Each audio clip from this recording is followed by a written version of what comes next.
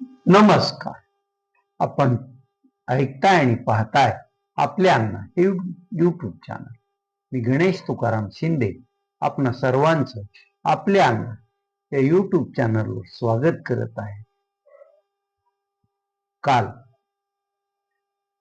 लातूर येथील मुळवटी शिवारातील एका शेतात हेलिकॉप्टरने संत तुकाराम महाराजच्या पादुकांचं लातूर शहरात आगमन झालं. त्यावेळी हजारो वारकऱ्यांनी संत तुकोबाच्या पादुकांचं आणि इतर संत श्रेष्ठांच्या पादुकांचं स्वागत केलं. तेथून मग लातूर येथील ग्रामदैवत असलेल्या श्री सिद्धेश्वराच्या मंदिरात पादुका नेण्यात आल्या. तिथं पादुकांचं पूजन करण्यात आलं आणि मग सिद्धेश्वर मंदिरापासून ते खाडगावच्या म्हणजे नवीन लातूर कृषी उत्पन्न बाजार समितीचं जे मैदान आहे तिथपर्यंत या रथातून संत तुकोबाच्या पादुकांची शोभायात्रा काढण्यात आली. लातूर शहरातील गुलाई, हनुमान चौक, शिवाजी महाराज चौक तसंच बार्शी रोडनं 5 नंबरवरून शोभायात्रा जिथं हरिनाम सप्ताह 2 मार्च पर्यंत होणार आहे तेथपर्यंत पोहोचले.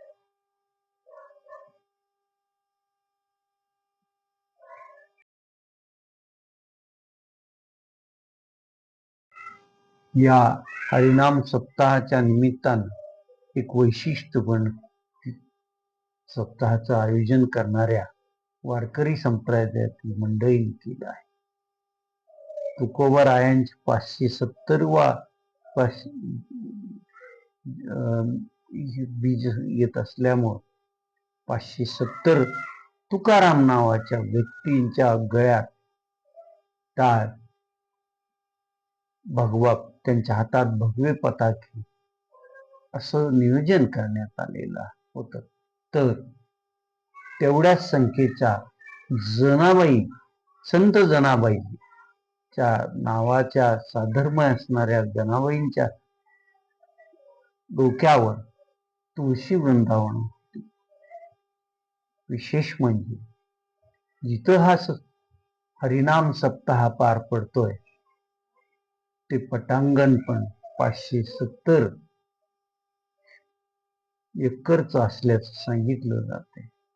आणि दुसरं ह्या हरिनाम सप्ताहाचं वैशिष्ट्य म्हणजे इथं कोणाकडून मोठ्या प्रमाणावर अन्नदान वगैरे स्वीकारलं जाणार नाही, तर लातूर परिसरातील अनेक गावातून प्रत्येक घरातून भाकरी भाजी काय असेल ते जमा करून या हरिनाम सप्ताहाच्या ठिकाणी जमलेल्या वारकरी बांधवांना ते अन्न वाटप करण्यात येणार आहे.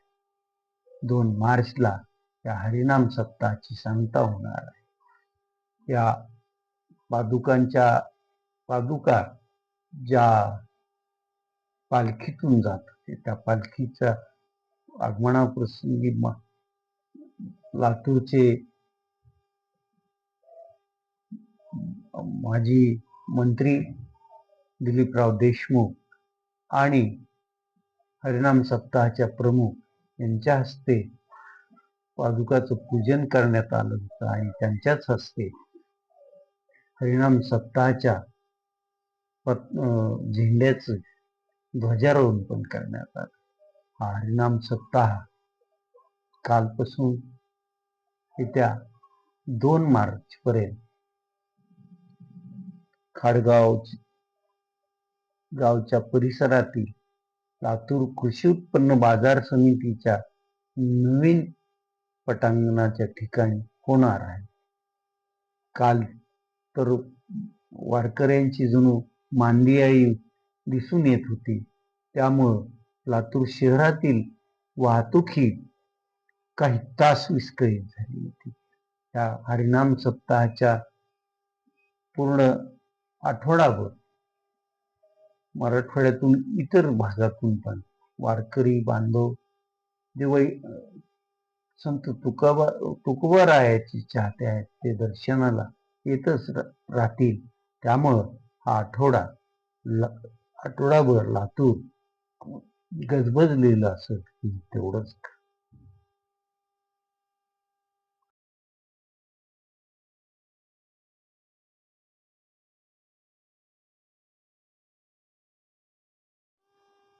विठ्ठल नागरी सहकारी पतसंस्था मर्यादित धाराशिव या पतसंस्थेच्या 49व्या लातूर शाखेचं उद्घाटन काल करण्यात आलं. हे उद्घाटन चिखलीकर महाराज, आमदार कैलास घाडगे पाटील, आमदार प्रवीण स्वामी यांच्या हस्ते झालं. लातूरच्या नंदीस्टाप भागात विठ्ठल नागरी सहकारी पतसंस्थेची शाखा असणार आहे. पूर्वी शिक्षक असलेले आणि शिक्षकांची संघटनेत काम करणाऱ्या विक्रम पाटील यांनी या पतसंस्थेची स्थापना केली. प्रारंभी या पतसंस्थेचं नाव डॉक्टर पद्मसिंह पाटील नागरी सहकारी पतसंस्था असं होतं. गेल्या 2-3 वर्षापूर्वी पतसंस्थेचं नामकरण करण्यात आलं असून तिचं श्री विठ्ठल नागरी सहकारी पतसंस्था असं नामकरण करण्यात आलेलं आहे. या संस्थेची वाढ व्हावी, अनेकांना यापासून लाभ मिळावा आणि गुंतवणूक करणाराही फायदा व्हावा यासाठी विक्रम भैया पाटील सतत झटत असतात. या पतसंस्थेच्या धाराशिव शहर, कळंब, तुळजापूर अशा 3 शाखा पूर्वीच्या आहेत आणि लातूरची 4थी शाखा आता सुरू झाली आहे. या शाखेलाही इतर 3 शाखांसारखाच प्रतिसाद लोकांचा मिळेल अशीच अपेक्षा आहे.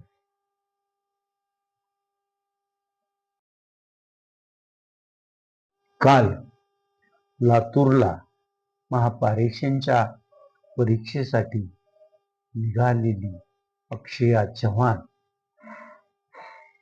तिचा आणि तिचं वाग्दत्त वर अक्षय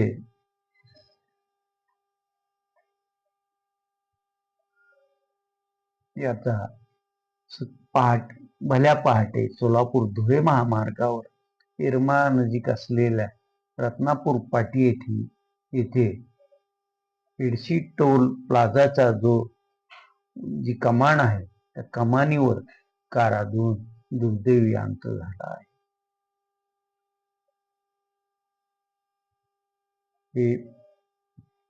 या गाडीचा चालक आणि अक्षया हे 3 वाशी येथून भल्या पहाटेच प्रवासाला त्यांनी निघालेले होते आणि वाशीपासून अवघ्या 25 किलोमीटरच्या अंतरावर हा दुर्दैवी घटना घडली आहे. गाडीचा चालक हाही अक्षय नावाचाच होता आणि त्या अक्षयचा गाडी वेगावर नियंत्रण झाल्यामुळं आणि त्याचा वाहन चालवण्यावर ताबा सुटल्यामुळं हा अपघात घडल्याचं सांगितलं जात आहे. अक्षया चव्हाण हिच्या वडिलांची नेक्सॉन कंपनीची कार होती आणि कार त्या कमानीच्या खांबावर आदळली. कारचा वेग एवढा असणार आहे की कार त्याच्या खांबावर आदळल्यानंतर कारच्या समोरील भागाचा चुराडा झाला होता. जागीच अक्षय आणि अक्षयाचा मृत्यू झाला तर चालक अक्षय गंभीर जखमी होता. रत्नापूरकरांना ही घटनेची माहिती मिळताच त्यांनी त्या घटनास्थळावर धाव घेतली आणि मग त्या जखमी अक्षयला 108 या ॲम्ब्युलन्सला फोन करून बोलावून घेण्यात आलं आणि त्या गाडी चालक अक्षयवर प्राथमिक उपचार येरमाळा प्राथमिक आरोग्य केंद्रात करण्यात आली. या दोन्ही मृतदेहाची पोस्टमार्टम येरमाळा प्राथमिक आरोग्य केंद्रातच करण्यात आलं. त्या वागदत्त अक्षय आणि अक्षया वर वधूच साखरपुडा गेल्या आठवड्यातच बीड जिल्ह्यातील मांजरसुंबा येथील कन्हैया मंगल कार्यालयात झाला होता.